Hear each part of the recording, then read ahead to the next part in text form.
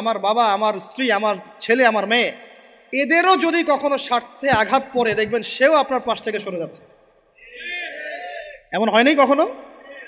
আপনার বন্ধু, আপনার ব্যবসার পার্টনার, আপনার বস, আপনার কলিগ, ওদের স্বার্থে আঘাত হলে ওরাও সরে যাচ্ছে পাশ থেকে। জিগরি দোষ সরে গেল পাশ থেকে, হয় না এমন? ভালোবাসা দুই প্রকার। বলেন কয় প্রকার? আমার সাথে বলেন, এখানে শেষ করে দিব 10টা মিনিট। ভালোবাসা কয় প্রকার?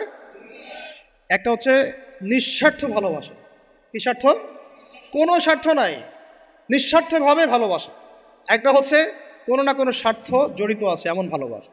আপনার স্ত্রীর চাহিদাও যদি আপনি পূরণ করতে ব্যর্থ হন, দেখবেন স্ত্রীর সাথে আপনার গন্ডগোল লেগে যাচ্ছে, যদিও সে হালাল বৈধ। তাই না? এমন হয় না অনেক সময়? আমি তো অনেক দিন বলেছি, অনেক দিন আগেও বলেছি, 5 বছর 6 বছর আগে, যে মানুষ আসলেই মানুষের অবস্থানকে মূল্যায়ন করে। ভিতর থেকে মানুষকে শুধু মূল্যায়ন করে আল্লাহ রাব্বুল আলামিন। না হলে